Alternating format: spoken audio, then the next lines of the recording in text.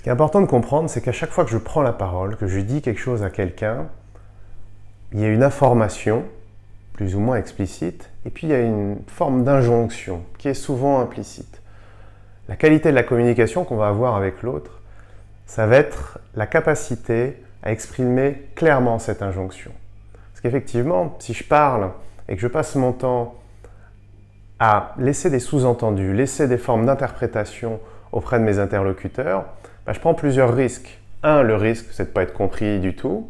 Deux, c'est que le sous-entendu ne soit pas compris, que l'interprétation ne soit pas la bonne, et que l'autre finalement me réponde sur le même schéma. Donc on n'est jamais réellement en train de se parler du sujet qui est le plus important pour nous.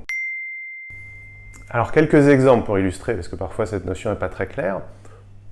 Quand je dis à ma femme « j'ai froid », l'injonction c'est peut-être « rentrons à la maison ». Alors ça marche aussi pour « j'ai faim » ou « il est tard ».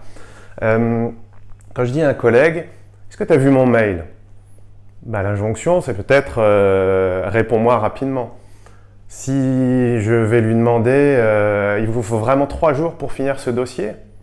l'injonction c'est peut-être « rends-le-moi plus rapidement ». Et c'est là où on peut avoir une dissociation entre mon injonction explicite et mon injonction implicite. Parce que dans le « j'ai froid », ça peut être aussi « prends-moi dans tes bras ». Dans le « est-ce que tu as lu mon mail ?» ça peut être « il y a une information très très importante et tu en as besoin pour la réunion d'après ». Tout ça, c'est important de réussir à être le plus près de l'information qu'on donne et de l'injonction réellement implicite et explicite, essayer d'être très clair là-dessus auprès de son interlocuteur.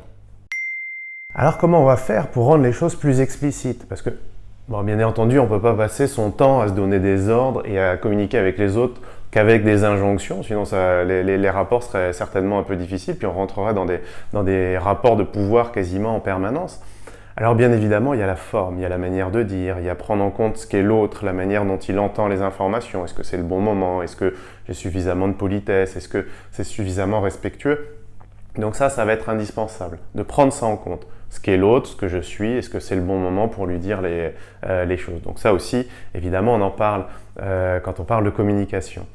Mais ce qui va être primordial avant tout, c'est d'être au plus proche de son injonction implicite. Ça veut dire de la rendre le plus explicite possible, c'est-à-dire finalement de se dire c'est quoi réellement mon but quand je lui adresse la parole? Qu'est-ce que j'attends de lui? Qu'est-ce que j'attends de la rencontre que je vais avoir avec l'autre? Et c'est là-dessus qu'on va travailler un maximum pour assainir nos relations.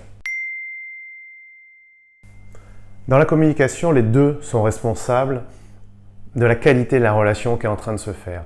Alors moi je vous invite, quand vous sentez que la relation justement n'est pas en train de se faire ou qu'il y a quelque chose qui n'a pas été dit, quand quelqu'un vous demande quelque chose et vous êtes en train d'interpréter, vous êtes en train de décrypter ce qu'il vous dit, peut-être posez-lui la question. Qu'est-ce que tu attends de moi? C'est quoi ton but quand tu viens vers moi?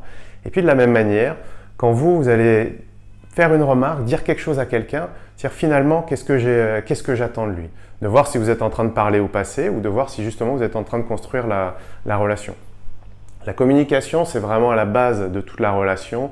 C'est toute notre vie professionnelle, toute notre vie personnelle finalement est tournée autour de ça. C'est le meilleur moyen qu'on a pour entrer en relation avec les autres. Donc moi, je vous invite systématiquement, quand vous prenez la parole auprès de quelqu'un, quand vous formulez une demande, de vous poser la question, c'est quoi mon but? C'est quoi mon objectif?